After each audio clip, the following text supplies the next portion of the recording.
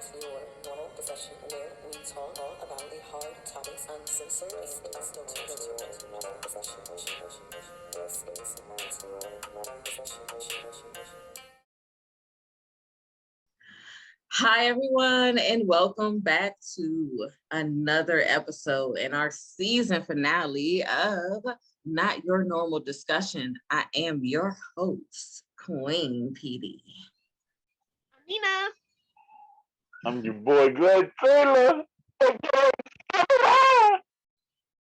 I'm Chris again, wishing you good bliss. And I am J. Allen Winchester back again. Yes. If you guys do not remember or did not see our previous episode, I will have it pop up in the card here if it hasn't already. So, yes. So, today we are having, of course, J. Allen Winchester back again to talk about being a trans man and having endometriosis to basically send off our Endometriosis awareness, yes. I'd be more than happy to talk about this since this is a topic that's near and dear to my heart. When I was young, I came into my identity pretty young. I was about 5 years old when I clicked for me that I was a man. But when I was 8, that was when puberty hit and I had my huge paradigm shift that my body was not what my mind thought it was. Now, this was jarring enough as it is, figuring out that it's a different body doesn't match. But when I was about 9, definitely was 9, I remember my mom taking me to a pediatrician because I remember always feeling like I had to go hide somewhere because I was in so much pain.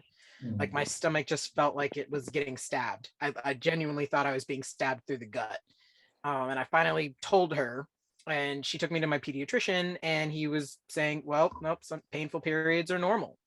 And she actually asked a naval pediatrician, how soon can you have a uterus removed?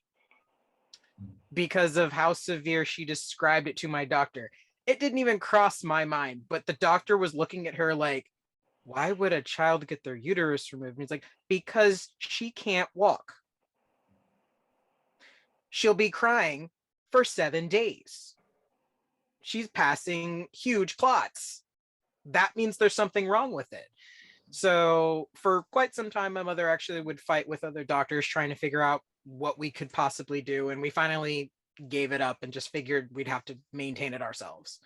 Now I do know some people would tell me like, well, why don't you just take Pamprin or take like, all those other medications that they market for periods, and none of them worked.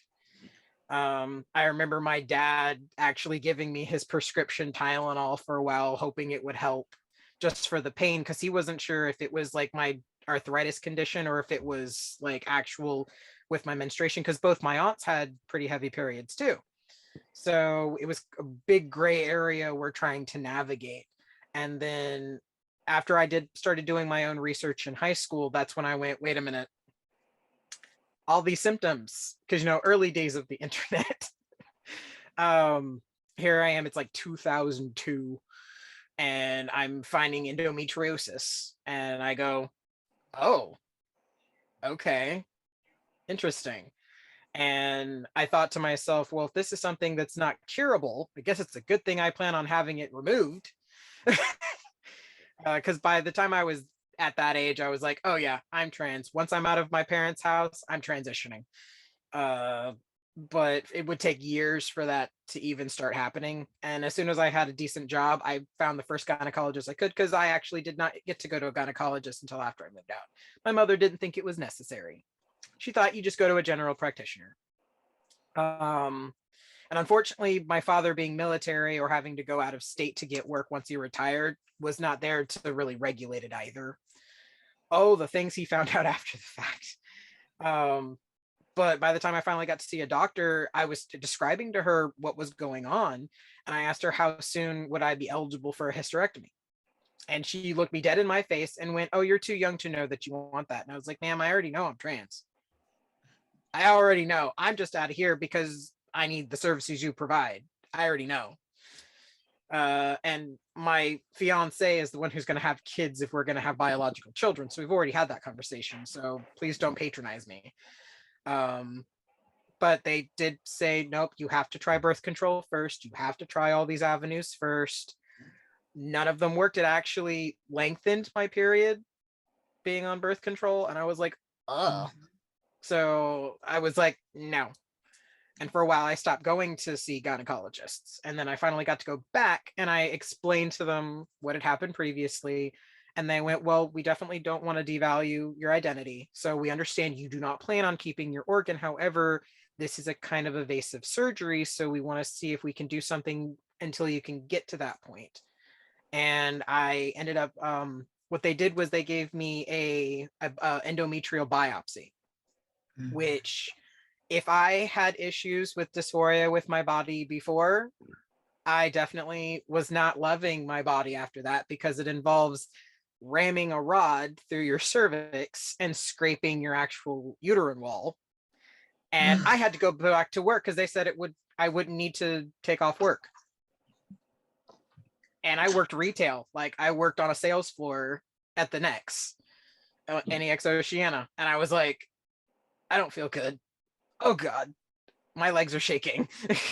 And once that had happened, though, it was almost this downhill spiral. It was as if my uterus was mad at me and it realized it was getting an eviction notice. Because after that was when I started having like pain above the uterus. And I was like, oh, okay, what's happening? They ended up giving me an IUD because they were like, we're not sure how soon we can schedule a surgery. So until we can, here's this. Fortunately, I finally got in touch with a clinic that did hormone replacement therapy. And they were saying, hey, we can say that you are a perfect candidate for surgery because of this, because we are concerned that being on hormones might aggravate your condition. So you need your surgery to start your hormone therapy. Unfortunately, this was January of 2020. Yeah. I got with my doctor who was, they scheduled me with a surgeon because I went from a nurse practitioner to a surgeon at that point, who, again, they were well aware where I was going with this. They just had to get me scheduled in. They were perfectly fine working with me. However, I did still have to go through a checklist because by law, they have to, if they're going to be removing your uterus and ovaries, they have to check all their boxes. And that's when I found out people sue doctors when they said they signed up for a surgery to remove organs and then complained that they can't use those organs. And I went, oh, this is why the system is so botched up. And I found out a lot of stonewalls that happen with getting hysterectomies or getting additional treatments for these conditions, because there's so much that can cause damage to your body to treat your body.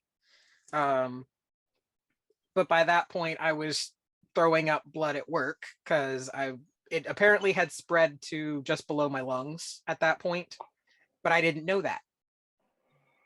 And when the pandemic hit, my surgery got pushed back from March to May.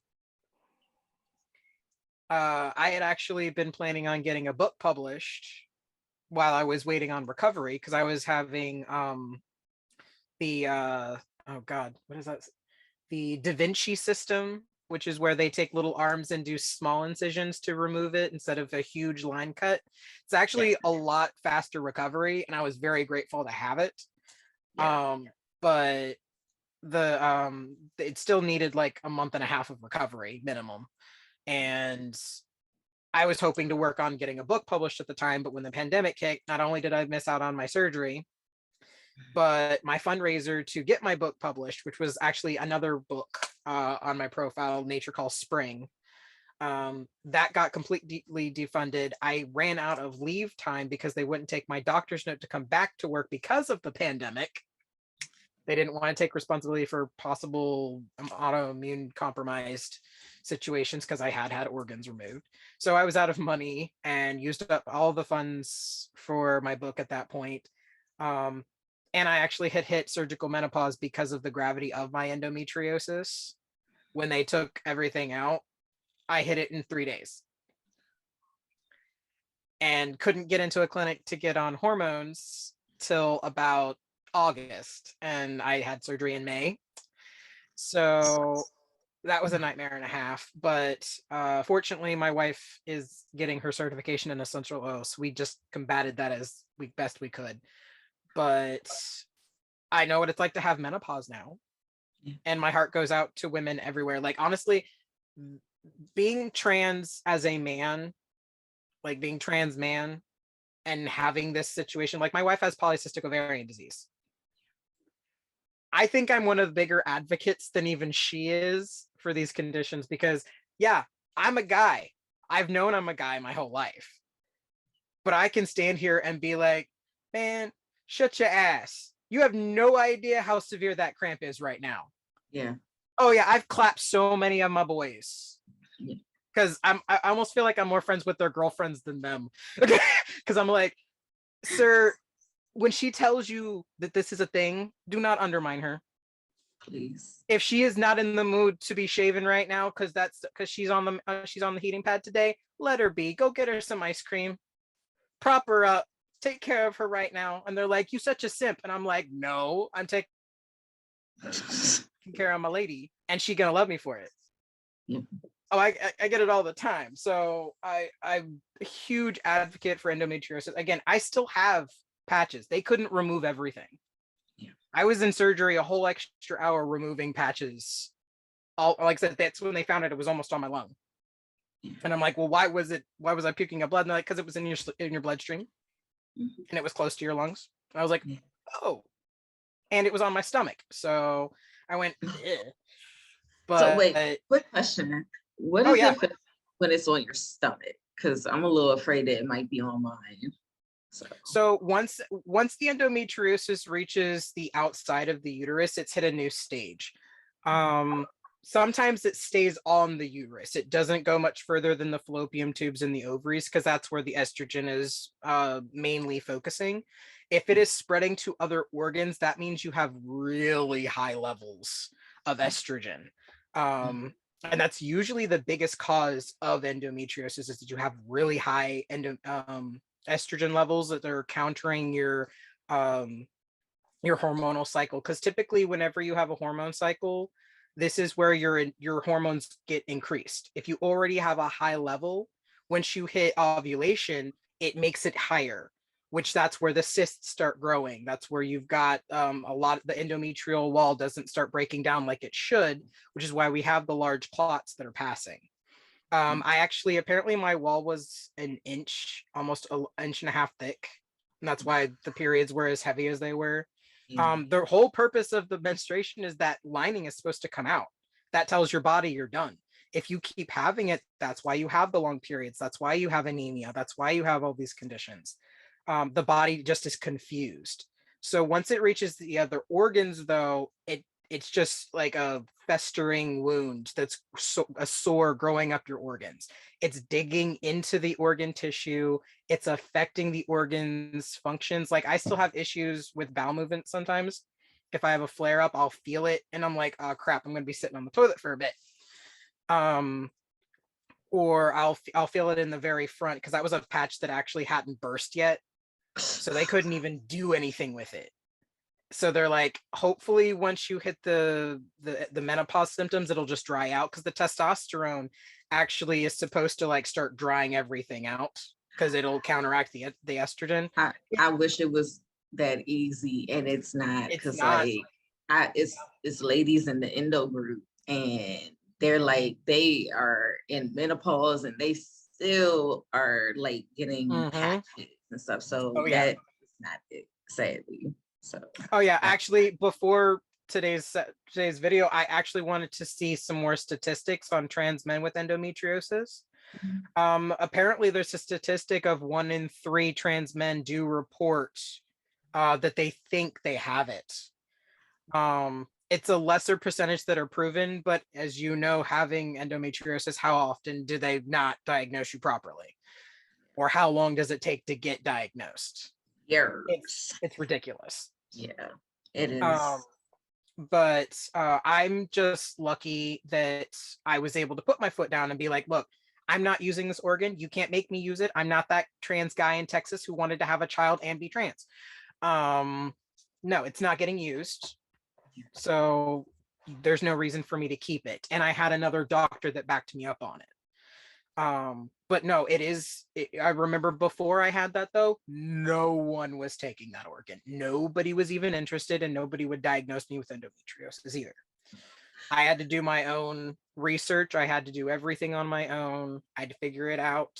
Fortunately, I had a father who was very sensitive, because as far as he was aware, he had all daughters. So he was very comfortable talking about those things, more comfortable than even my mother.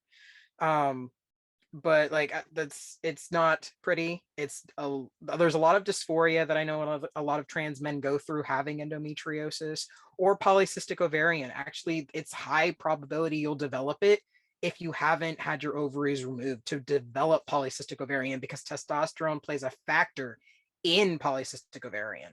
So people who start on hormone replacement who wouldn't have had it before, suddenly they're getting it. Interesting. I did not know that. Oh yeah, hormone replacement therapy it's a dangerous step to take if you're not in perfect health and you have a spot clean family medical history. Because you're basically going through puberty again.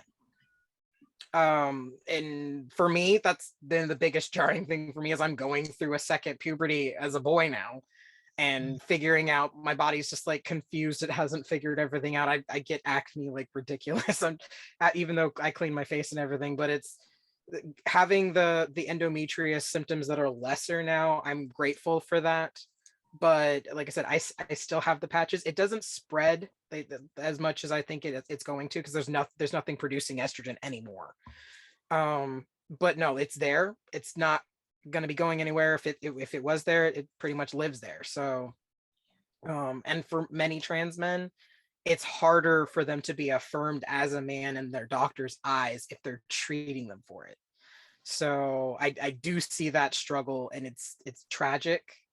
But I also, to any trans individuals that are watching this podcast, I please hear me here. Just because you are transitioning to your preferred identity, please do not ignore your body. I still see a gynecologist to this day, because that's what my body was born as. I'm still going to need it.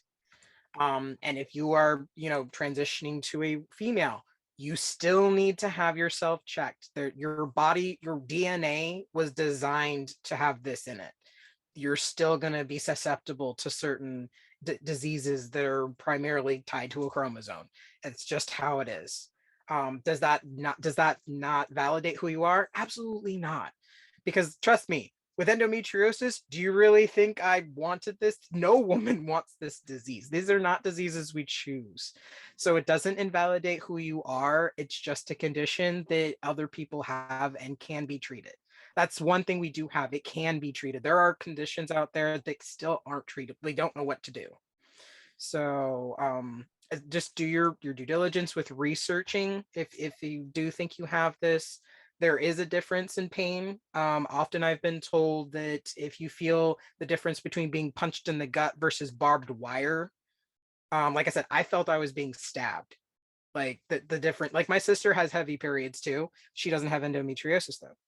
So she was like, yeah, I feel like I kind of have a bruise. And I'm like, no, I feel like I got stabbed. There's a difference here. So like I said, if you think that something's isn't normal, always, if it feels genuinely wrong, like you're not just tired, or maybe you need to lie down, like there's no relief, definitely seek it as soon as you can, because the sooner you get on top of it, the sooner you can get diagnosed. And it's actually a really lengthy process, because there's a lot of factors that go into diagnosing endometriosis, which I actually watched the video where you were talking about your experience, Queenie.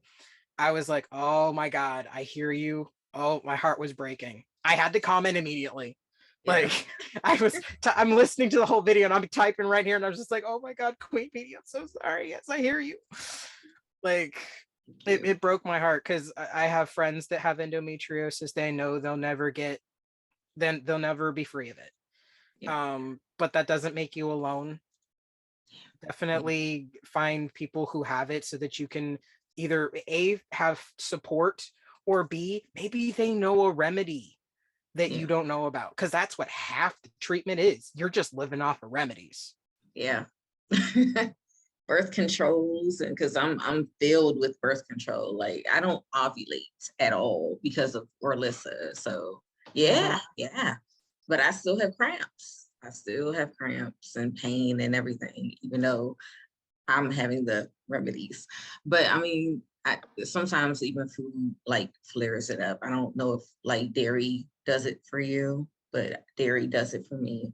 And I don't eat that much ice cream anymore. So yeah, it's a lot. Like, but yeah, definitely do your due diligence, whether you're a trans man or a woman, like biological woman. So just make sure you get checked. That's what I tell everybody. Anytime I hear somebody say they're having like this really bad pain and it sounds like, you know, what I have, I will be like, hey, get yourself checked, because I had that pain too. And I had, you know, no idea that I had endometriosis. I kind of had a feeling, I had an inkling, but I didn't know. Yeah. So yeah. Anybody got questions? Good information, because for me, like my I found out that I had a cyst on my ovary when I was pregnant with Jack. Oh wow. So, and then even now, like because they didn't do nothing, I was supposed to get my tubes tied instead, and I had a C-section for him.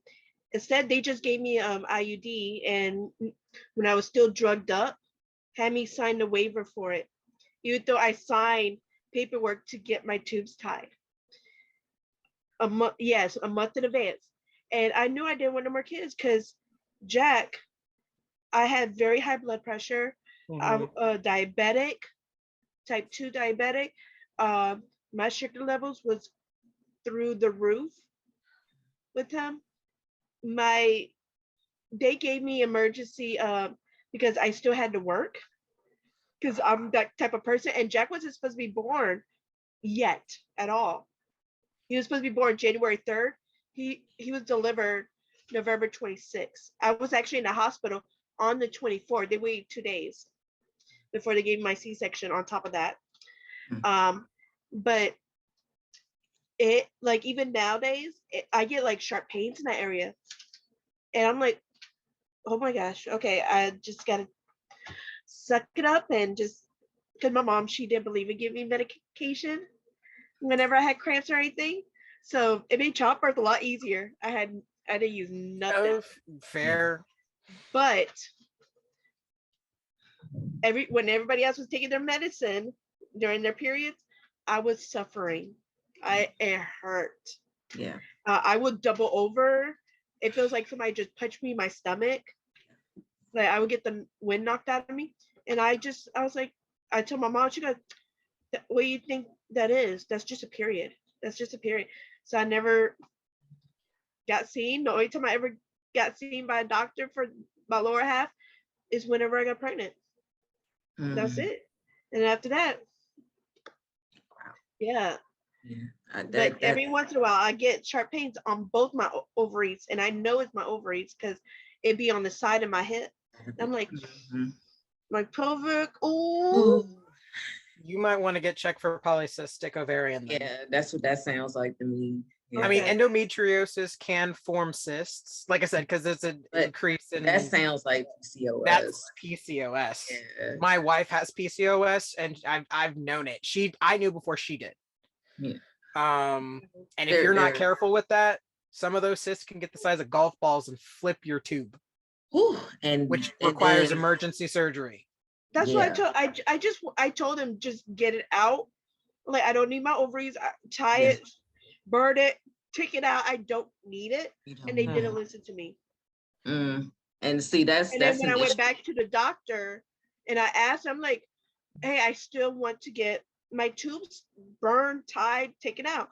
And the guy told me, he goes, I don't understand why they didn't do it during your C-section. You have it in paper. And second of all, if they do it now, it will actually, there's a higher risk of me dying versus Damn, girl. Yeah, they're not wrong. They're not wrong.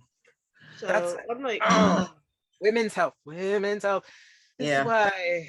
It's like y'all gotta hear us when we're telling y'all instead of just assuming, oh, you're just cramping. It's not as bad as you think. It is as bad as we think. It is. And that frustrates me whenever like doctors would tell me that, it wasn't as bad as I was making it out to be, because I was telling my female doctor, who wasn't a gynecologist, by the way, but she was my primary care. And I was telling her, hey, look, I actually did bring up endometriosis up to her. And she said, no, you don't have that. And I'm like, ma'am, I'm over here, like, basically how she was saying she was doubling down in pain. Like I would miss like school, like in college because I was having so much pain. And she just said, no. And I remember I brought it up to her and then I had forgotten the word. And then when they brought it back up, that's when I was like, is this an STD or something? Like that's when I was like confused as to what it was. But I want to say thank you to you guys because I just looked up PCOS and a lot of this, because I know I was never diabetic, only when I was pregnant with Annabelle, my second one. And after that, I was cleared. But when I found out I was pregnant with Jack and I went to go see a doctor, they're like, oh, you've been diabetic for a couple months, years. Here it says insulin resistant. It's one of those things. I'm always tired. Another system, acne. I break out a lot. I try to clean my skin a lot just so it won't look like I broke out, but I break out a lot. Mood changes. Oh yes. I'm sorry. Trouble conceiving or infertility. It took me and James 5 years to conceive Jack. Yes. And we thought it was just because we didn't really, we thought it was either him issues or my issues. Well, Maybe my issues. I mean, honest to God, though, you want to know what a doctor told my wife when she was asking if she could get checked for it? They went, you need to be screened by a psychologist because you just might be bipolar. No, they didn't. See, that's trite. And that's a common thing to be told. Like polycystic ovarian victims are told it might just be in your head, when in reality, no, these are your hormones fighting you. And women, you can ask my best friend. All I do is like 2 hours, every 2 hours, I'm like, I'm tired. And he's like, my daughter calls me lazy because I'm like, okay, I'll start cleaning and I might have a burst of energy, but after that, I am dead for the rest of the day. Yep. I'm exhausted. Yeah. And that's kind of how I am with my endometriosis. Like I just have fatigue. Like right now, I'm fatigued. Oh, I'm tired. I am just like, you're fine. Like, I just want to go to bed. Yeah, it's bad. It's bad. But anybody else got questions before we wrap up?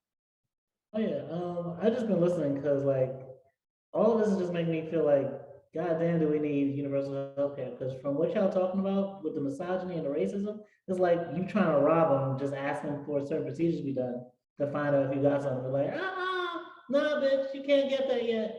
But I was watching this one video that was actually talking about a trans man with endometriosis, and he mentioned it's not just physical strength, but just the mental strength that people with endometriosis endure is truly insane to go through, because you'll get told you're actually crazy just making it up. And I was wondering if you guys could speak to some of that, like not just physical strength to go through that much pain, especially chronic pain, but also the inner strength it takes to cope with all of basically the medical gaslighting and everything else. You want to go first? I actually can speak to my last 2 months before I got the surgery, because I had to go to work. I was trying not to eat at my leave time so that I could take time off for surgery, but that meant I was going to work every day, and I was a warehouse person. I worked in a warehouse, unloaded trucks and crates and stocked the floor. I mean, I was walking to and from the warehouse, and all I could think of was, you clock in, do your job to the best you can until you can't do it anymore. And For a while, that got me to about 6 hours, and then it got to 4 hours, and then it got to 2. And the 2 hours, my own manager caught me throwing up in the bathroom and was like, "You need to go?" And I went, "Yep." But I had to drive home. There was no one to drive me home. I had to drive home. I didn't have Uber. I had to drive myself home. So that mental focus where you have to compartmentalize, and this could also be because my dad was a pilot. He was a Navy pilot. So sometimes you gotta compartmentalize when you're at that joystick and you're flying that plane. You got to put everything in a box. You got to focus, because one little jolt will send you in another direction. So mind over matter was something my dad had to teach me really young, because there are just some days that, like, I miss so much school between my arthritic condition, my migraines, my endometriosis, which ironically, my once I had the hysterectomy, my migraines started getting better. Which we had always, I didn't develop migraines until I had a head injury in a car accident.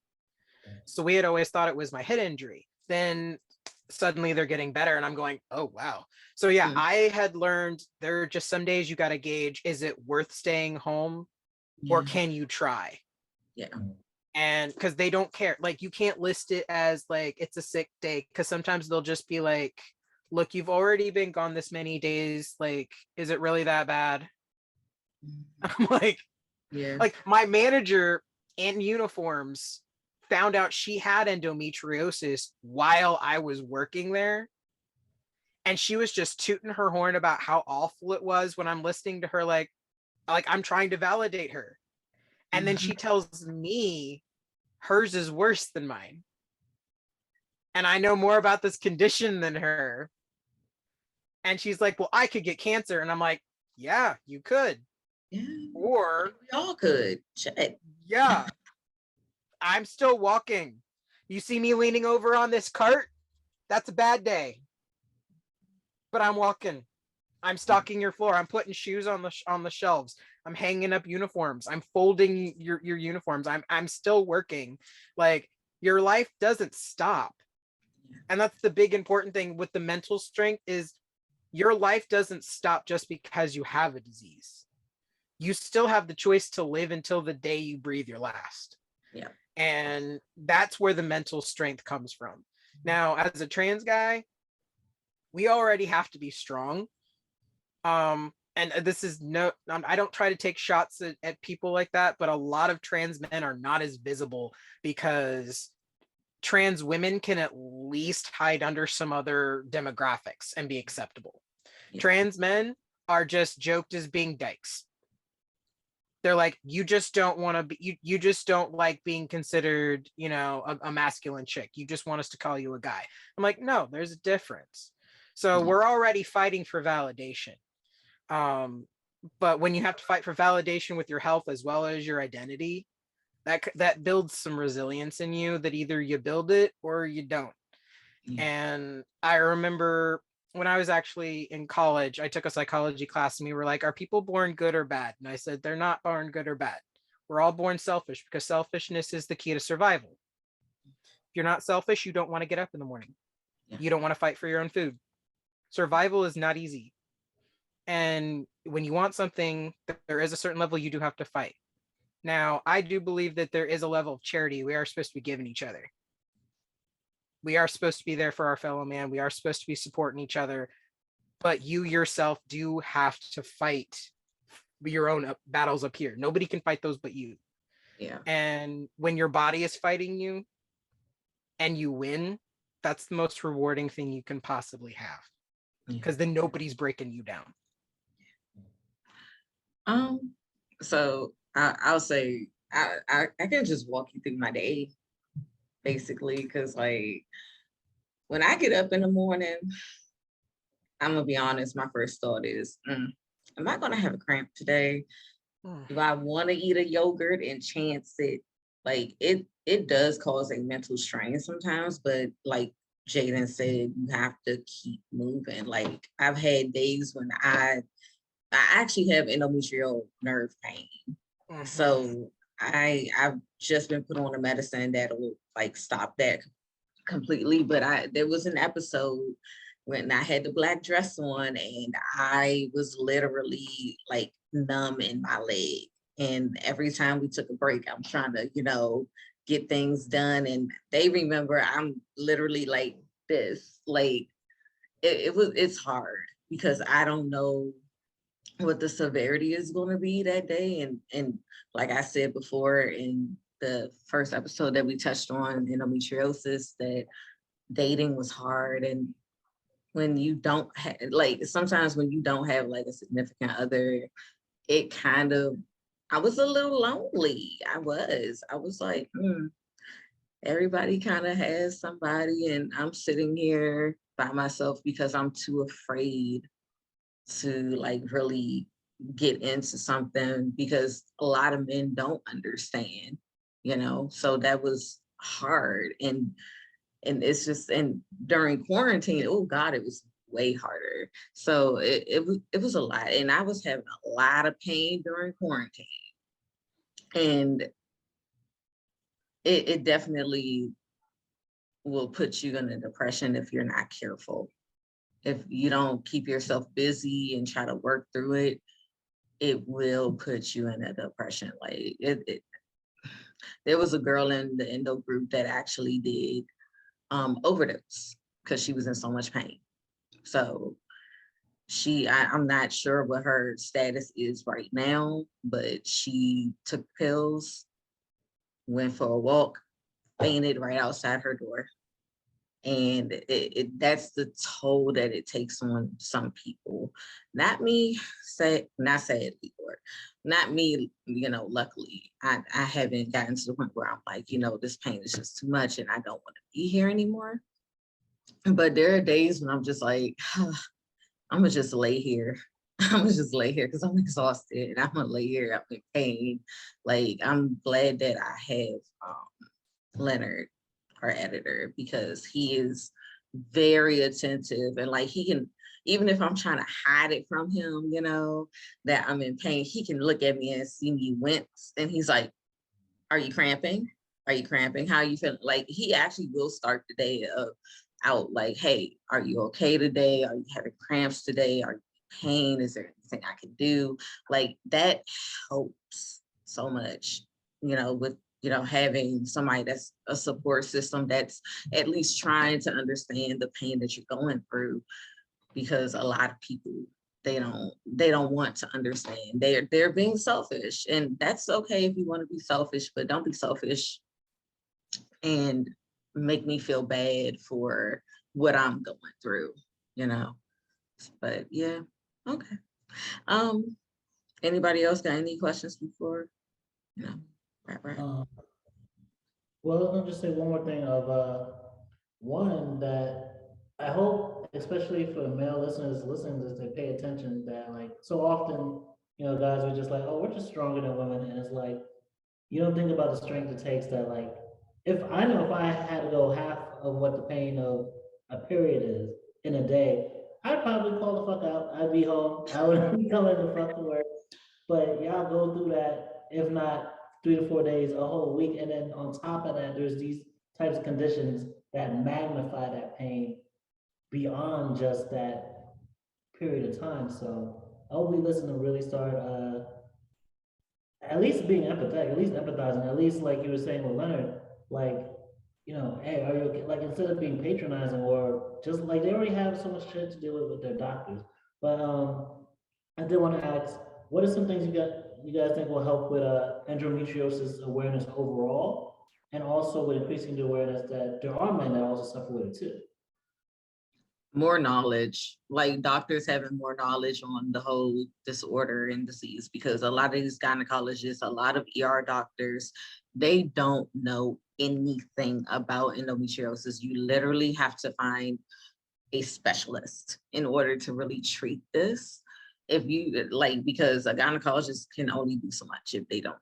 But a specialist, somebody who specializes in endometriosis, they can literally be like, okay, this is exactly what you're having, and this is the medicine that I can give you to kind of lessen the symptoms and stuff like that. But that's what they can do. Just read up on it, study it more. When these doctors are going through med school, have more than just a paragraph about endometriosis. Be extensive with this, like y'all are extensive with everything else in their books, because people are dying from this. I'm sorry, if it was a guy thing, if Oh, this you was know. if, Yeah. if it was a male born thing. Well, no, I was about to Then- blow Trist's brain because I actually was taken to the ER Mhm. in 2009 because I literally fell out.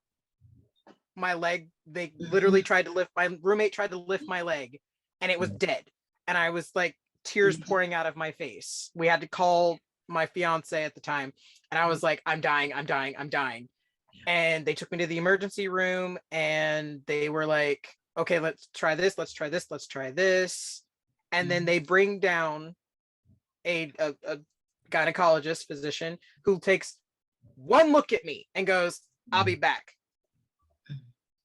And I'm holding Chelsea's hand and I'm like, oh my God, why did she go? Like, where is she? Why did she go away?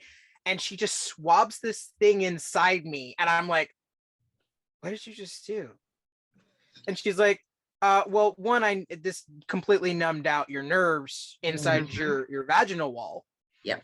And I was like, can I get that in prescription? Yes. Yes. And she was like, you need to see a gynecologist, sweetheart. Yeah. And I went, okay, duly noted, but what is that? Like, if we had more, if we know what needs to be done, Mhm. start applying it. If we know what'll actually treat it, instead of pandering to us, we have symptoms. If you don't want to treat the condition because you're too, because like I said, there are hoops to jump through for reasons, because there have been lawsuits. There have been things that have stonewalled the process that are ridiculous, because unfortunately we live in a country where it is legal to be dumb and you can sue for the dumbest reasons that actually make extra hoops. It's legal for you to do this. So does it make the process harder for everybody else? Absolutely. So when you know that there's symptoms, how about start treating the symptoms and then narrow down from symptoms? If there's one thing my wife has learned, because she's actually a level 1 Reiki instructor, in Eastern medicine, they believe in treating the body as a whole, and then you narrow down from there. Yeah. Whereas in Western medicine, we go, oh, this is a problem, let's treat a problem. You're not necessarily treating the entire problem, which is why it can take some years for everybody to go, oh, that's a whole condition. That's why it keeps popping up. Yeah. If we can find ways to marry the two, which fortunately her master she's been studying with, he actually was in the Western medicine field and then he learned Eastern medicine. So he likes bringing the two together, which I'm a huge advocate for. Because there's psychology as well as medicine coming together in one. And oh my God, we need more of that, because endometriosis, any of these conditions that are chronic invisible diseases, they are just as much mental health as they are physical health. And when you bring the two together, that's what'll help. Because just like you said, you feel the depression, you feel the slump, you feel the angst, you feel the self-pity. And frankly, that self-pity is not undeserved, because nobody's validating you. I can't tell you how many times I've had to validate my wife's own condition because she's ignoring it because no one else takes her seriously. And I go, no, if you don't stand up for your health, who's going to stand up for it? I mean, I do it because I love you, but you have to stand up for your own health. Just because your mother didn't validate your condition does not make it not valid. Just because your father didn't validate your condition does not make it valid. Like, if you have to take ownership of your body because it's your body, you have to live in it. You're the only one who can call in the warranty.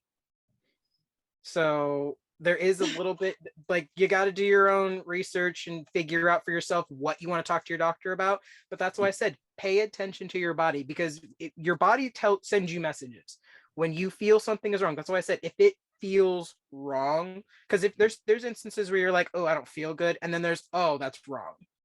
When you feel wrong, get checked, ask for specific things, state what feels wrong. Tell your doctor, tell somebody that's like, you know, somebody who's may have a similar condition, or talk to somebody like, hey, I'm nervous, I don't know what this is.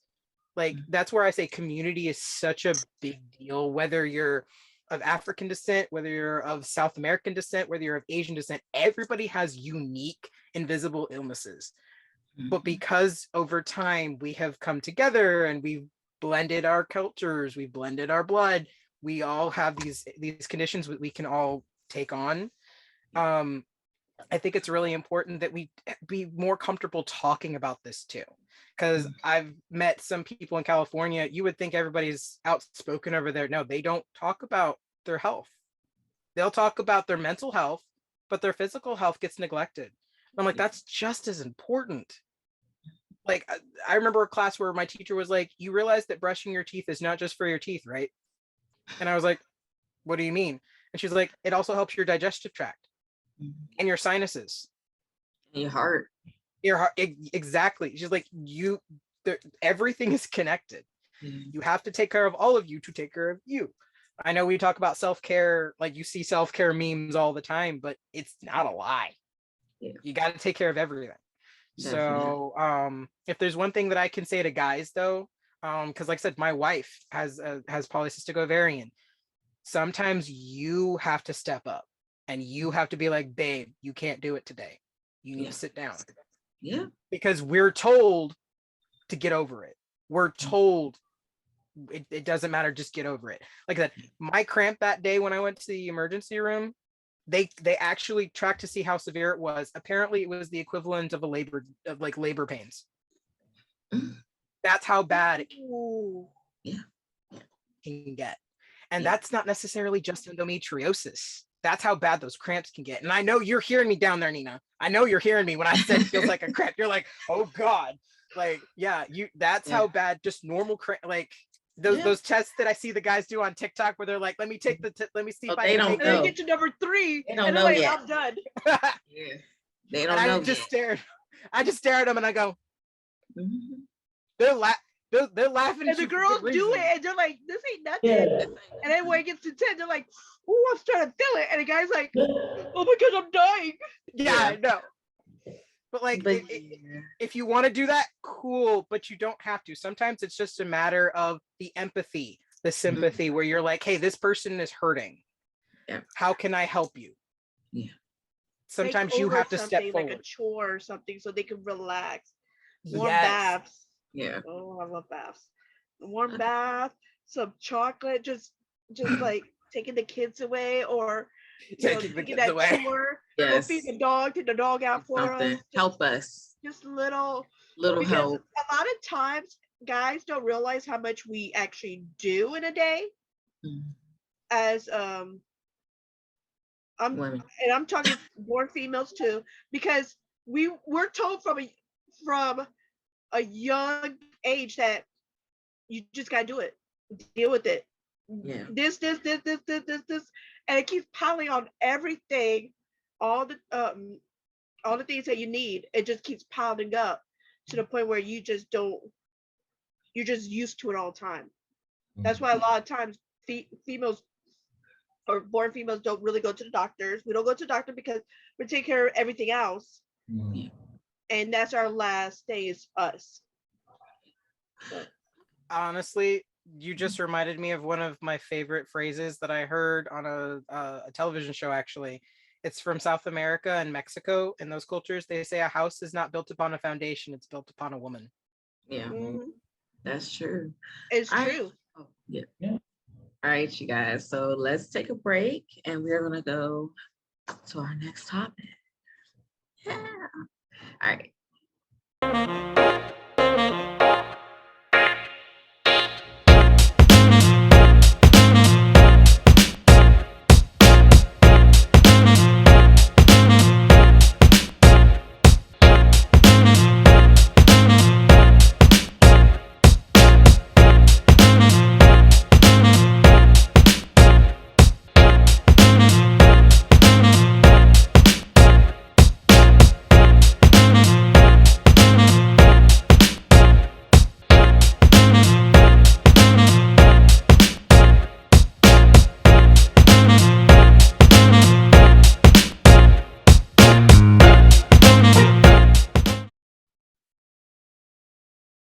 Hello there, my fellow followers, listeners.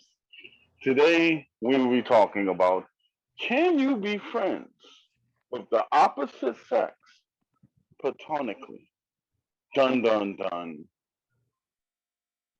Everybody fights with this topic. Honestly, put the mic away and get serious real quick.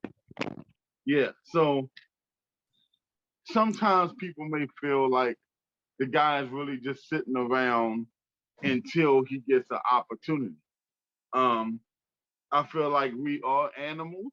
So at the bare instinct, we're animals. A guy is gonna want a woman is gonna want a guy. You know what I'm saying? And if you try to mess with nature, you end up putting yourself into situations where we might try to act surprised, but it's like, he's probably liked you the whole time. He was just waiting for an opportunity.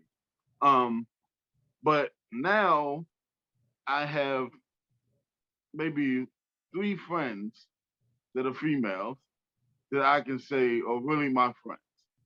I have friends now that are platonic. Let's be honest, it's not your normal discussion. If I was truly tested with some, as a man, I can't sit here and lie and say that a part of me wouldn't say, "Hey, let's take that opportunity." The one or two that I know for sure I would not take that opportunity, that friendship is usually based on business. So that's kind of my fine line.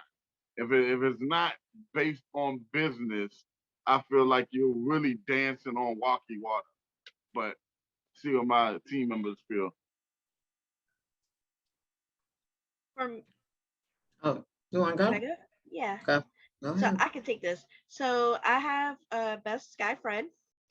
I known him since the 7th grade, and I see him more like my little brother than anything else. Um, we lost connection after we hung out in the 7th grade, and then I moved to Virginia Beach, and it wasn't until about 10 years ago that we reconnected.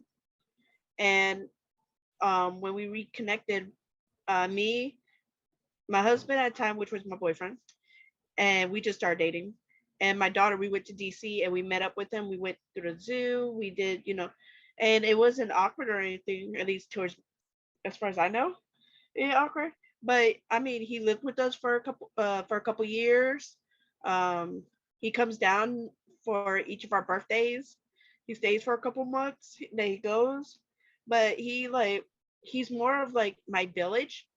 Um, and you know how they say, it takes about a village to raise kids. So he's my village. He actually helps me out. I'm able to go do things without having to drag the kids and everything. So for me, I think you can. Now, for my hubby, he has a friend of 15th year, and he actually had feelings for her. Till recently, I found out that he finally gave up, but it hurt me so much because he would talk to her about everything, even though she doesn't really message him a lot. And for me, it kind of like, dude, I tell you, you're my best friend. I tell you all my dark secrets, everything, and I don't get the same respect. And like a lot of the other situations that we're in is because he doesn't talk to me and let me know what's going on versus he's telling her. And it even got to a point where her, James, and her decided a couple years ago that me and him should get divorced. And I didn't know about that till he told me, and I was like, oh, okay. So y'all two are in this marriage with me, and I'm outside of it because I didn't know.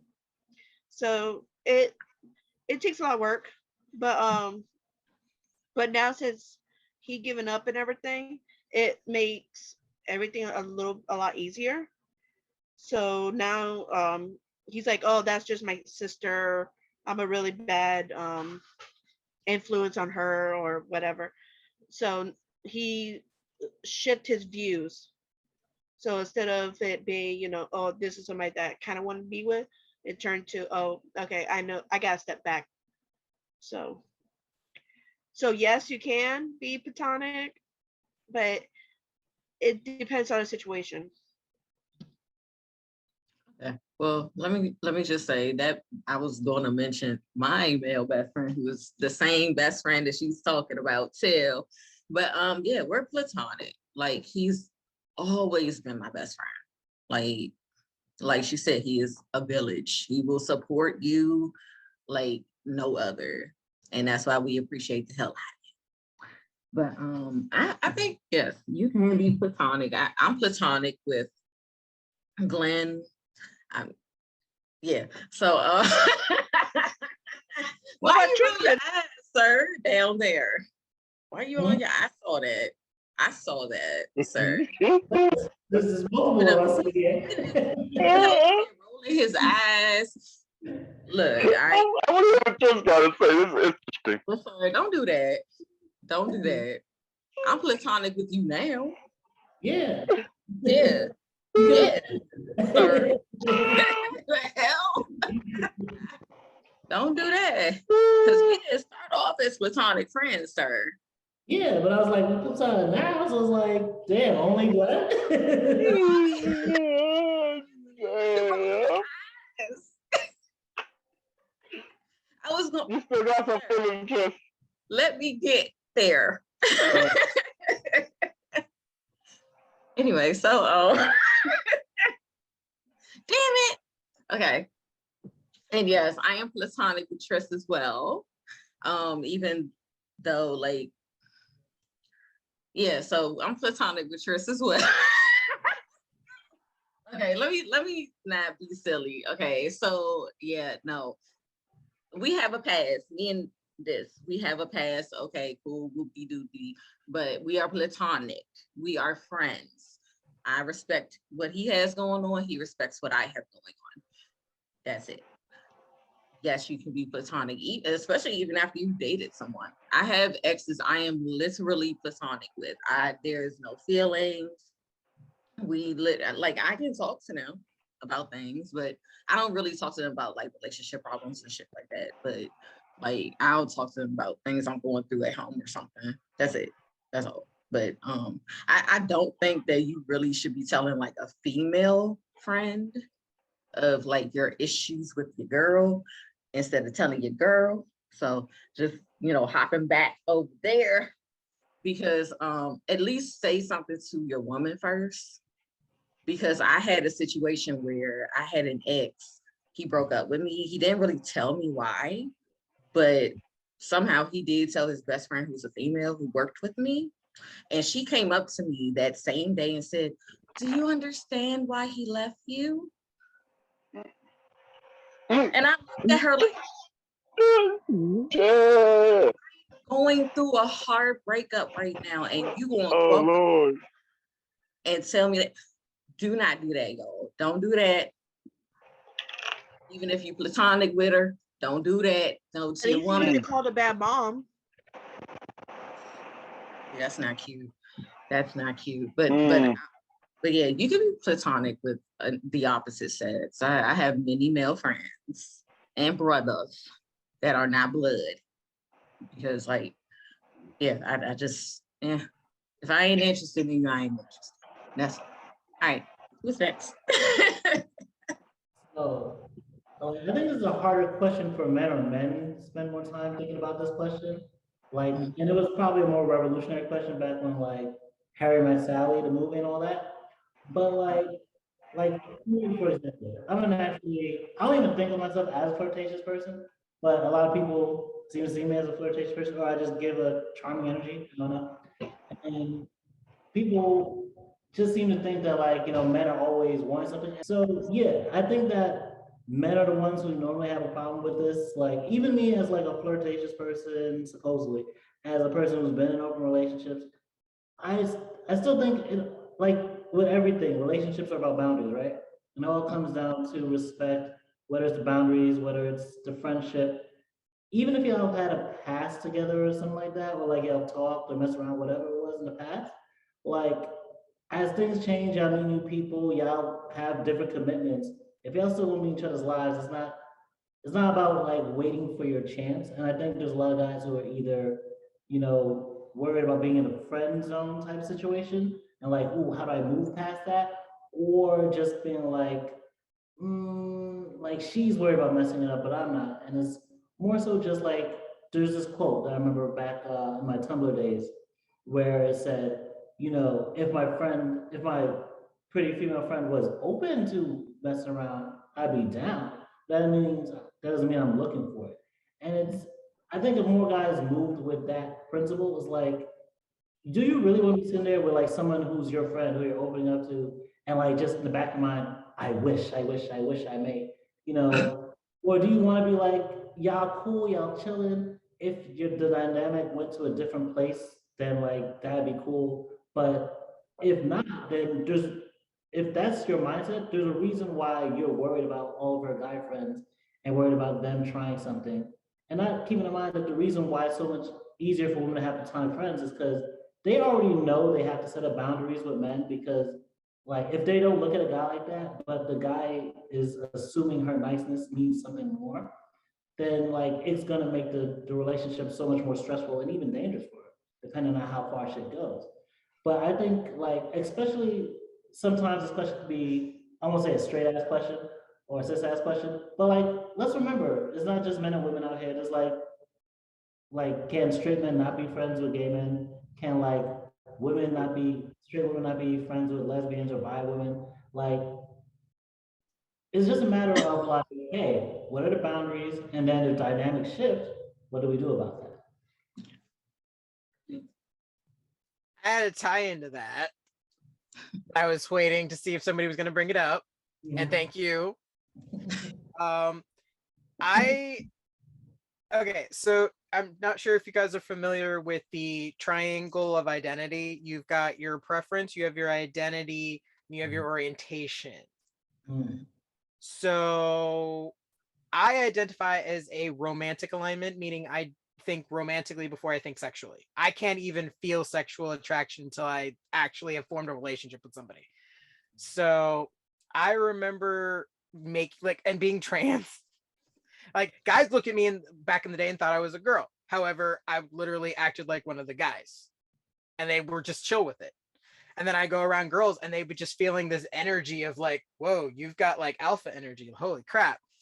And I was like, I'm not meaning to, but like, so for me, I see people as people. And I think that that's one of the biggest boundaries, that because gender is this construct that's been created, we think that, oh, well, this is what men do and this is what women do.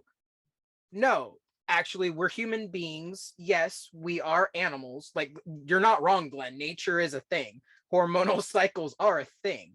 However, as humans, what sets us usually apart from animals is that we have this logic side of our brain that allows us to problem solve and go, no, I really don't want to mate right now. We do have that ability. Now, what happens is a lot of children aren't raised to think before they give into those urges. They're taught to repress their urges, which is where you have boys and they see a really pretty lady walk by. They don't know how to handle that. Or you see a girl looks at a very handsome older man, which is actually like psychology wise, usually it's girls are attracted to an older man, whereas boys, they just see a girl. Girls usually are attracted to older men when they're young. They look and they see very handsome men and they suddenly are like, oh, I want to make babies now. They're not taught how to process those urges. So if we learned how to deal with that, I think that's where the line is drawn. Because like you said, we don't just have men and women. It's not just men are from Mars, women are from Venus anymore. We got 9 planets now. But at the end of the day, no, we all come from Earth. And we're all humans, which is my biggest thing. We're all human beings. And it really boils down to that at the end of the day. Regardless if I'm sitting across from a cis woman or a trans woman, I'm sitting next to a human being who deserves respect, who deserves to be respected, and they're who they are, and they're valued. So when it comes to having a platonic relationship, that just boils down to, do you realize you're sitting across from a human being that you value? Yeah. And again, if we were taught how to handle those urges, those primal urges from a younger age, it could make it a lot easier. And honestly, it's not hard to learn. Like, honestly, if we were more progressive and open to learning how to do this when we're older, instead of giving into just what we always do, I think that's really the hurdle, is being open to change, being open to exploring a part of yourself that you might not be aware of. Because one thing I have noticed being a trans man is that some men they're not ready for the conversations that I'm just comfortable talking about. Yeah. Because they were taught, oh no, men don't talk about that. Why not? You're a human being. You should be allowed to talk about whatever you want. You're an adult, right? Yep. You can talk about whatever you want. Who told you can't talk? Like, oh my God, when I was talking to one of my brothers, like, because I remember for a while he used to joke with me. He's like, I'm taking your black card, taking your black card. And then he would sit down with me and he'd be like, no, you right. You right. And I'm like, you ready to talk now? And he's like, yeah, I think I am. And I'm like, there you go. Here's your adult badge. You grew up today. Not the adult yeah. badge. I love it. But yeah, you're right. You know, it should be just, you know, can we just be friends with like opposite sex, but you know, opposites orientations, opposite, you know, whatever's like, I'm not whatever. Lord, did I just say opposite whatever's? My brain. I But mean, yeah. at this point, there's so many directions. Yeah. I also think People it wanna has to be do doctors now. with like how in the old times where females had to hurry up and get. It's kind of like back in the old times where as females we got married really early and we hurried up and tried to have kids. I think that's still ingrained in the back of us because we still forget that nowadays we live past 40 years old.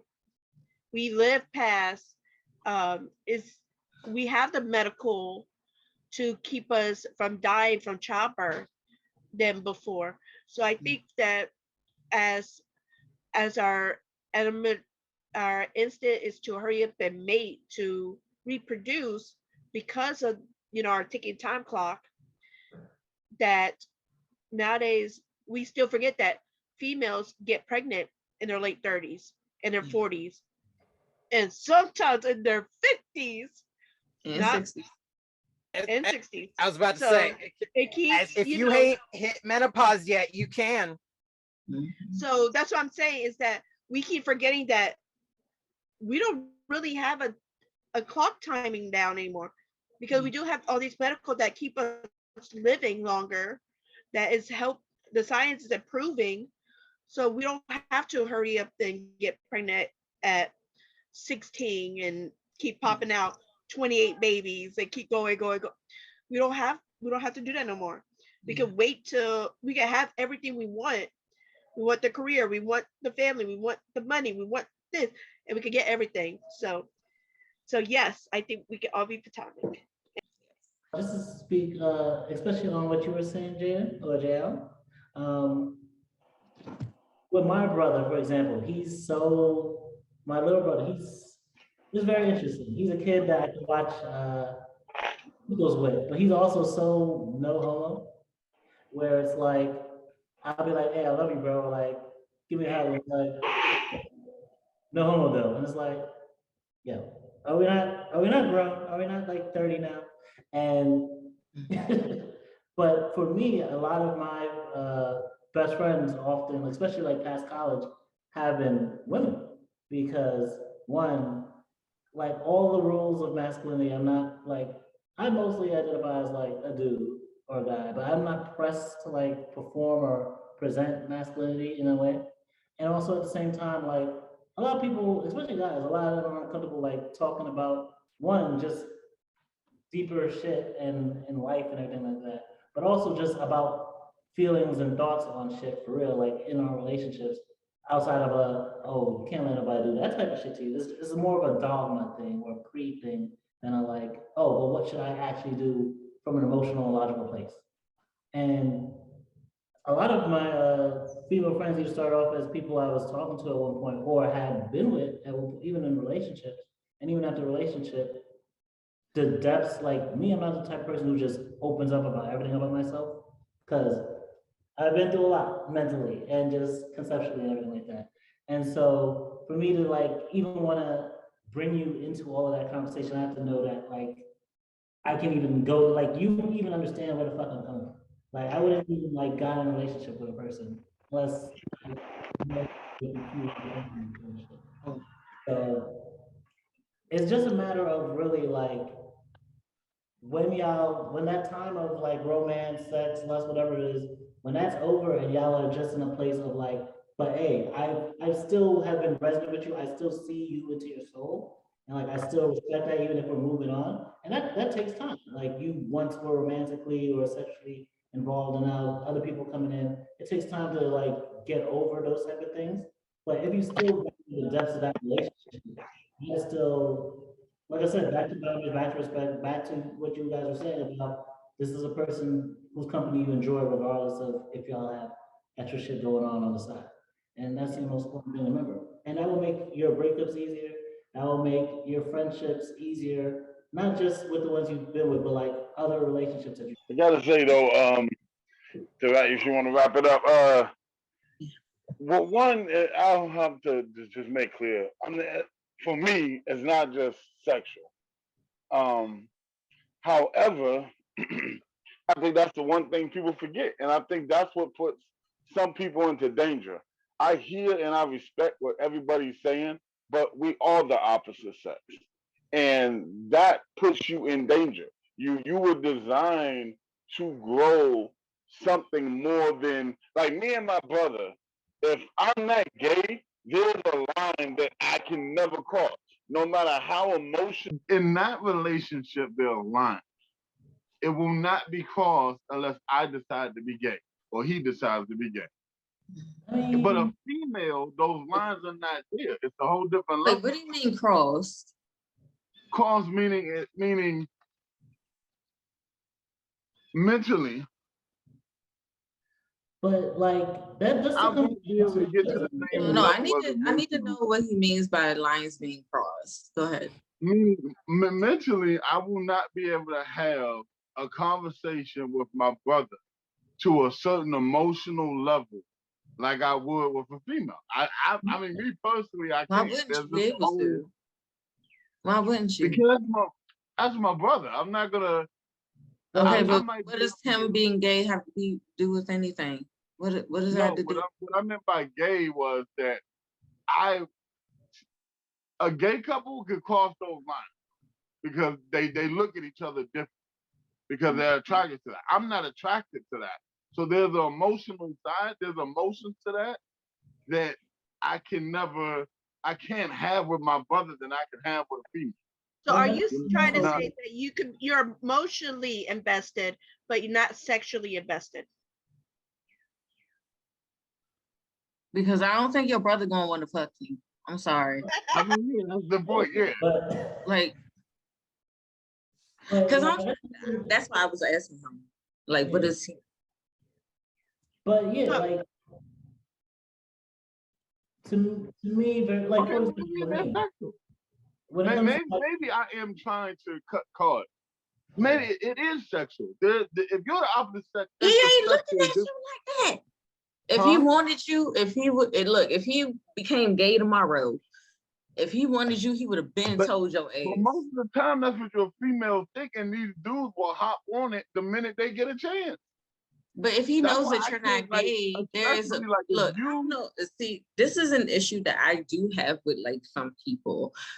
They think that just because some man is gay, that they're their friend, that they're all of a sudden going to start looking at them like, ooh, I want my friend now. No, if they wanted you, they would have said something. I promise you on this one. They would have filled you up already. Yeah. No, you look like a snack. Yeah, like I'm sorry. Let's not do that. Let's not. Like I've had like, especially like in college, like from college on, I've had like plenty of gay male friends, some who were attracted to me. And when I was like, oh no, I don't do that, we still was cool. It's like, again, Yeah. it's just a matter of, like, even if there's attraction, it's still a matter of boundaries. And like, for example, even with me, and like, let's say I'm talking, like, let's say I'm cool with a female or a woman. Now we're into all these other words now. But let's say I'm cool with a chick, right? And like, we're just cool. Now, if she says something, I'm like, ooh, you said something that seemed kind of nice and dark and dirty that I like. I might ask a question. If the question goes somewhere, I'm like, okay, cool. Close that door. Because, she obviously doesn't want that. But if she's like, she entertains it, and we have a back and forth, and we're like, ooh, these are things that we both like and we might want to do with each other, hey, that's a new door that opens. But like, whether it's someone that you attracted to or someone that's attracted to you, it still comes down to like, hey, oh, you expressed that this, like, I respect that you felt comfortable telling me that, but I don't want that, or I do want that, and proceeding from there. But like, it all comes down to respecting the space and y'all having an openness to like feel comfortable whether it goes somewhere or it doesn't. Okay, so all I'm gonna say, and then I'm gonna actually wrap this up. Like, don't think that if somebody's gay, you can't have a conversation like you usually have, because they are people with emotions as That's not well. what I was saying. Okay, but that's what it sounded like. That's not what I was saying, but yeah. That's what it sounded like you were saying. You said, I mean, you're saying that you not gonna have that emotional. Never mind. Look, all right, we gotta go to the next topic. Okay, we gotta go to the next topic because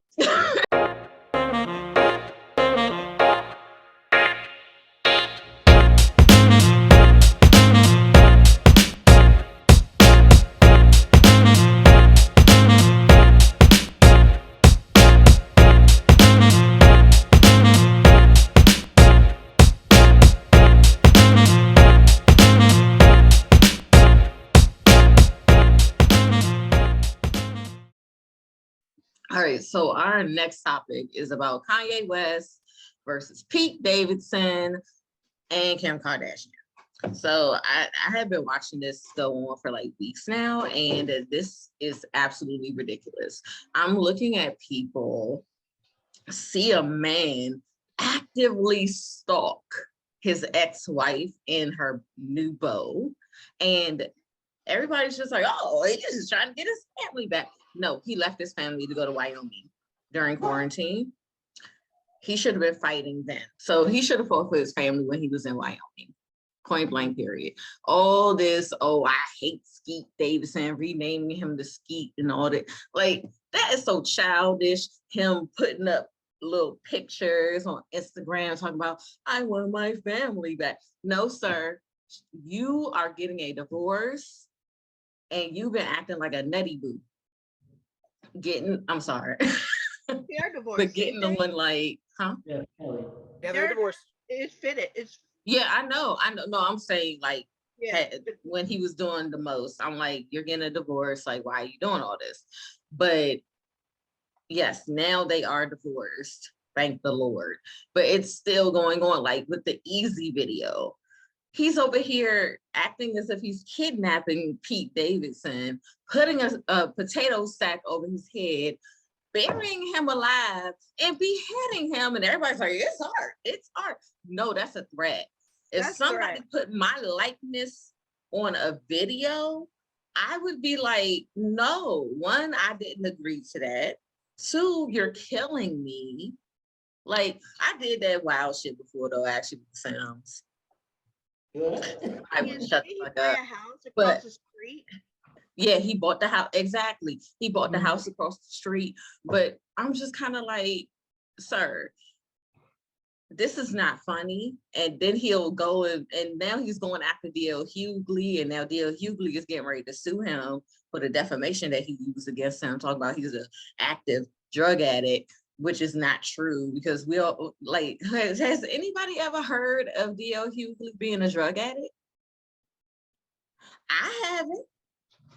But I'm just like, the things and the lengths that he's going through, like posting the screenshots of their telephone messages, all that is just entirely too much. And when this all started, like it literally was triggering me, because that's what Rempet's dad used to do.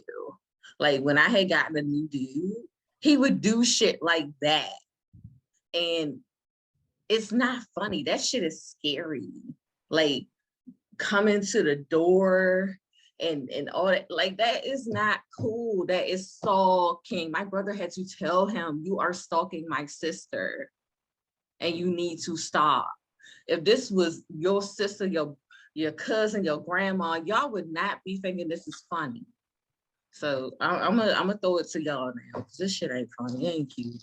I've been stalked before to the point where I had to count money in the back on military base, count money in the back with the door closed in the dark using the moonlight to count money because I was stalked that bad. The guy would come in and tell me, I'll see you later. When I had a lot of customers, and then he would try to open up yes, it was really bad. So I do not condemn any kind of stalking. I don't give a damn who you are. Don't do it. It's stupid. If somebody catches you stalking, your ass should be in jail for at least a week to learn your damn. Have people just come by. But my thing with him is that he has a girlfriend. You have a girlfriend. Why the fuck are you messing with somebody else? She doesn't want you. If she wanted, he wants to have control. I know that he has to have control over her, and now that he does not have that control, he tripping. But the thing is, he should have been fighting. I'm sorry. If you want something, you fight for it. Mm-hmm. If you don't think it's worth it, then you let it go. But don't try to come back because somebody took your toy that you put on the ground because you didn't want to play with it no more. I'm sorry. That is not how you treat human beings. I don't care if you're a celebrity or a regular person, normal, whatever, blue collar, whatever you are. Have respect for people. If you don't want them, let them go. Let somebody come along that would take care of the person for you. Because I know he has to have some kind. He still loves her. He still cares for her, but he is not good for her.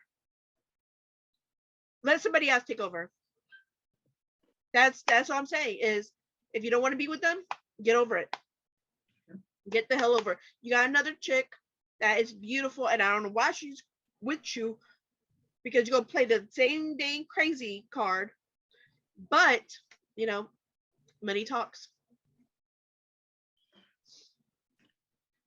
That's all I gotta say. So what Nina was just saying about Kanye being upset that toy's been taken is kind of funny, because I remember seeing a post where someone was basically saying it seems like Kanye West has this like dollification, almost vilification kind of kink almost, where he finds very pretty women that he wants to like dress up, but he doesn't want them to speak back or act out in ways that he's not in favor of. And there was a time where I still love a lot of Kanye West music, especially like his first three albums. And this is like he and Eminem were my favorite artists. But I'm glad I'm no longer one of those fans who feels like I'm like one of his unpaid like publicists. But I do get where some people are like not taking it seriously, because this is rap. This is an industry where people not only rap about killing each other, but then when somebody dies, they'll go to the grave site and do a music video and smoke a blunt over their grave and spit on it and piss on it. So this is an industry that already fosters a lot of like hate and animosity depending on what area of rap you're in. And so they're comparing Kanye to this. I'm like, oh, it's not that big a deal. But what they don't realize, all this encouraging Kanye is what's putting him even deeper in this mess in the first place. Like when he was going through all his shit, running as president, but also having breakdowns, he was like, I just remember the whole Kanye, Jay-Z, please don't send killers out my head, and him doing basically that's Hughley and Pete Davidson now. But remember all that stuff he was going through. Kim Kardashian was standing at his side. She was supporting him through all of the stuff that everyone was saying she should leave him over. And he just kept pressing and pressing until she finally left. And then now with this relationship that she has with Pete Davidson, I feel like Kanye West doesn't realize the more he keeps antagonizing them, the more he's making it more likely that Pete is going to be the stepdad to these kids. Like Pete is going to be peer pressured into staying by him and being a great stepfather to these children because my man won't stop. And like at this point, it's almost like in a book or a movie where like you're facing a villain and it brings you and your love interest closer together because of all you have to triumph over to just beat this villain and survive and live and have a happy life. And Kanye doesn't realize he's making them close together, and he doesn't realize the reason she was able to get that divorce or get declared legally single because he wasn't signing the papers for so long was because of his own actions. And he doesn't realize this is a white woman who's rich with lots of money and connections. Like, who's studying to become a lawyer? You sure you want to continue to play these games with her? Because it can get real bad for you. Like, legally, with Pete Davidson, when he finally says fuck it and starts doing Netflix deals, doing a comedy special on your ass, like you aren't ready. Like, you are doing all the harassing now, not realizing at some point these people will stop playing with you.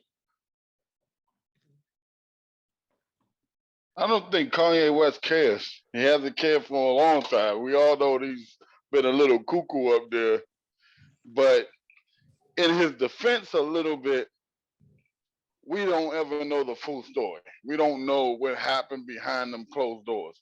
We only know, and you make that face, but I stand on what I say with this because that's the reality. We don't know There what is happened no behind closed reason doors. why this man, when she said, leave me the fuck alone, stop posting my messages, that he should still be continually posting horrible shit. Stop it. I'm not saying that that's right. He then had like 1,000,001 women. Even when they first separated, he had a black girl actually. Mm-hmm. And Kim didn't say a word. But as soon as she started dating Pete Davidson, all of a sudden, skeet this and skeet that. No, sir, no. Yeah, he got issues. You weren't fighting before. Go ahead, though. He got issues.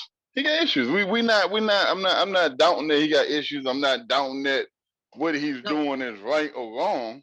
But you're saying you don't know the full story. The full story is he took his ass to Wyoming, left her with the 4 kids, and was out there trying to act like he was Jesus and all that. And then after he said, I'm such a fucking hoe, you such a fucking hoe, and I love it. And then he want to do the gospel album. Now you want to try to act like you a pastor. Sir, go sit down. I mean, I get you. I get it. But at the same time, we do not know the same story. We know what has been put on the news and the papers. I wasn't in that man's house. I can't tell you. I know personally loving someone has driven me crazy. It has driven me to the point where I've done and said some stupid stuff that if my life was put on blast and you were just getting the angle of the people that was against me, man, they'll probably drive my name through the dirt. But that's why my point is in these topics, I really don't. He's posting this himself. It's not like you can post stuff. It's still not showing your whole life. It's not, but it's showing you what kind of a ass he's being about this situation. Because they always say there's 3 sides to a story. There's her side, his side, and the truth. So my thing is that based on what he's posted all the time, and it's not like all of a sudden he's like, oh, hold on, I'm still married to this lady. Why are you messing with this boy over here? No, he's literally has chosen to date other people during this whole divorce procedure.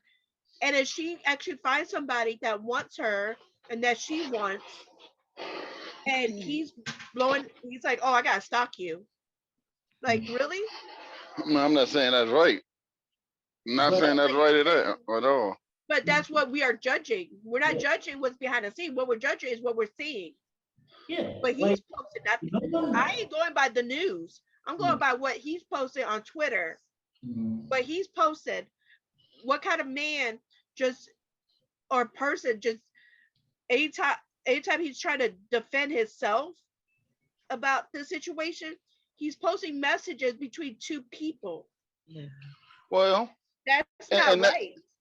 And it isn't, and that's my bigger point to why I'm approaching it the way I'm approaching it. I'm more wondering what's going on with him.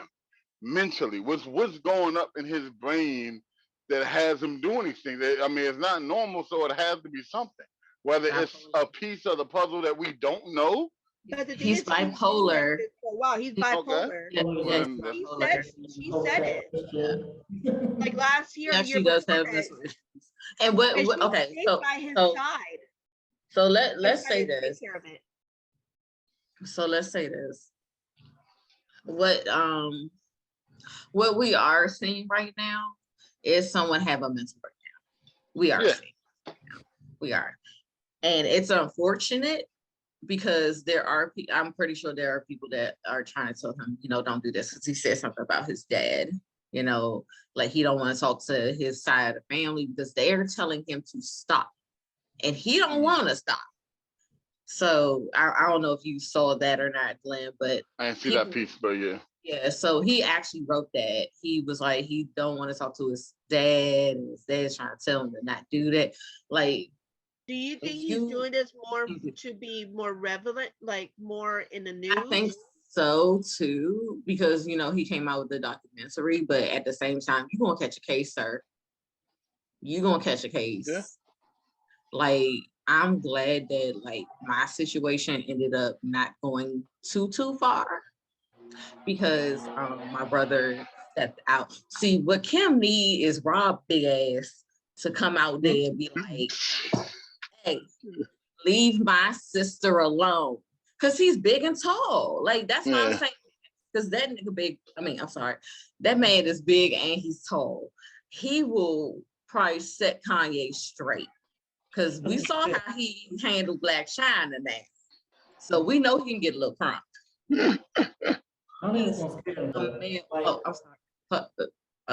She needs a male that can intervene basically and say, hey, look, you gotta stop this, because if you don't, we're gonna call the police and that'll be the end. So go ahead. I think Jaden wanted to say something. Well, I was just saying, I'm not familiar with this situation because I don't really follow celebrities myself. But when I did look it up, I did look into it because I wanted to be able to contribute it to something. I did notice that in the text messages, because people had screenshotted them to try and look over what was going on in the conversations. This is where I think Kanye is going to bite himself in the butt, because it states in those conversations, you have people who care about you and you're biting the hand that feeds you. This is a cry. I don't like saying the cry for attention, but he is trying to draw attention to him for some reason. Based on what I was reading, he is crying for attention. I don't think he's trying to get. I don't think it's that negative connotation behind it, but he is trying to draw eyes to him because I think he feels he needs it.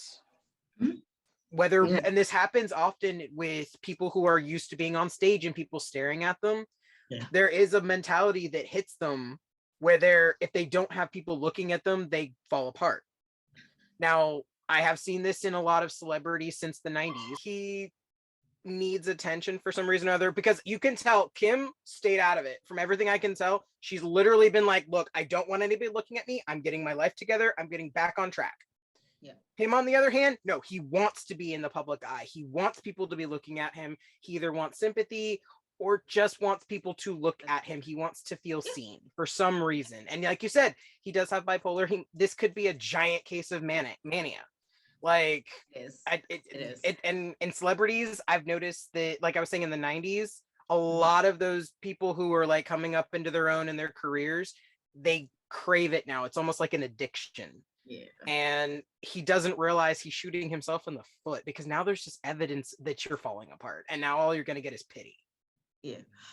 And you're right. Like, it is pity, because like at first I was like, ooh, he's having a mental breakdown, but then I was like, there's nobody going to stop him.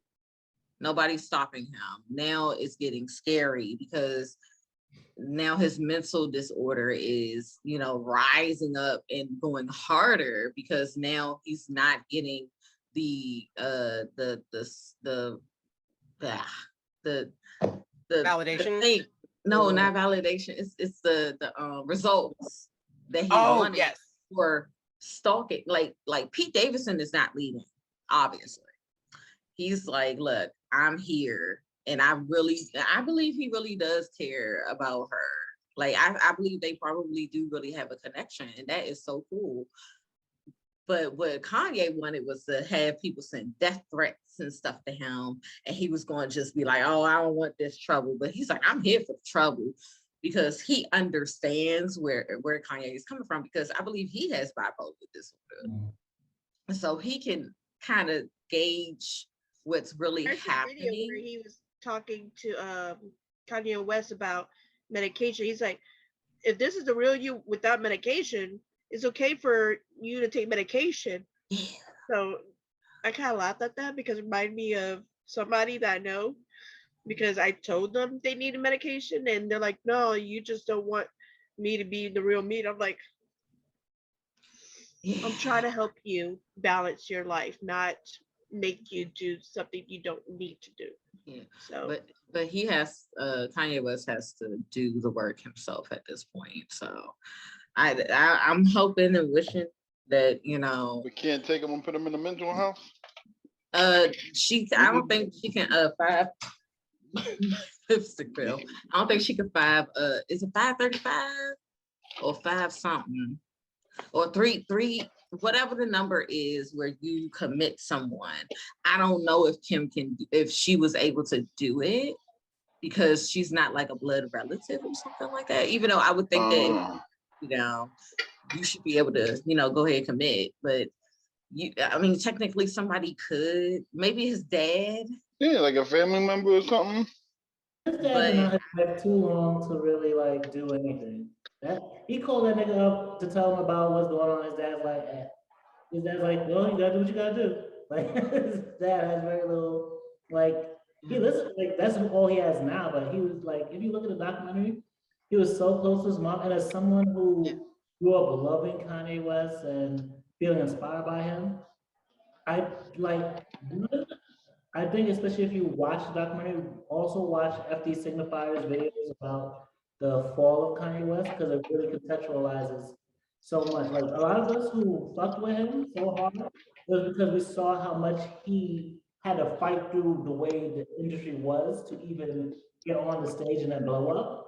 But that's the other side of the coin of, if you finally attain everything you want, and you had to become so self-absorbed and narcissistic and so not even just confident but cocky and everything. Now that you're up there, everyone can see when your shit starts to stink. Everyone can see when, like, you're showing that ugly face that's below. Everyone can start to see where you're wearing your insecurity on your sleeve and not in a place where you can take any kind of criticism. And that's, a lot of his fans need to start realizing, if you really want what's best for him, you gotta stop gassing him up, because he will go there and blow the fuck up. Thank you. And his fans need to stop attacking Pete Davidson, because that man ain't did shit to Kanye West. He didn't break up their marriage. He has nothing to do with their separation. He left before she even met Pete Davidson, before her ass even got on SNL. He left her and went to Wyoming. So let's stop the fuckery. Okay, let's stop it. All right, anybody else got anything else to say before we wrap up? Because, yeah. No? Okay, all right, let's take our break.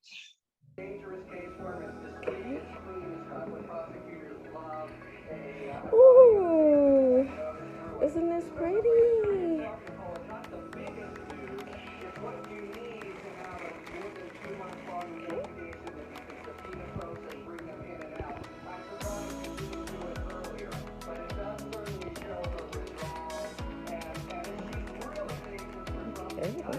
I guess they put rocks in there.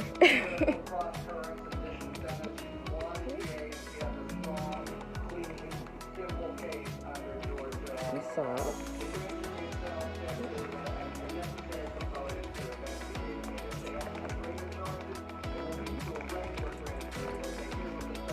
You like, you want the candy. I'm here for it. I'm here for it. Yes.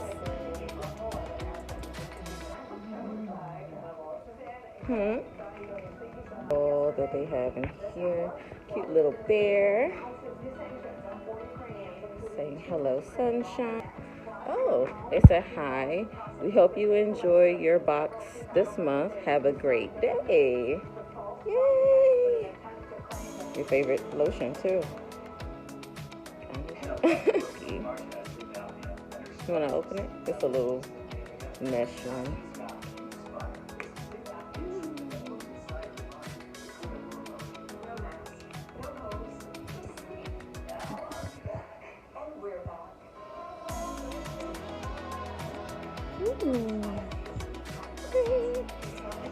Got a new cup too. Oh, what's this? Oh, I thought that was a gift card for something. Yes, paint set. Oh, it's a wind chime. Do it yourself wind chime, Angel. Some nice socks for your feet. You cute little bear. So adorable. Okay. All right.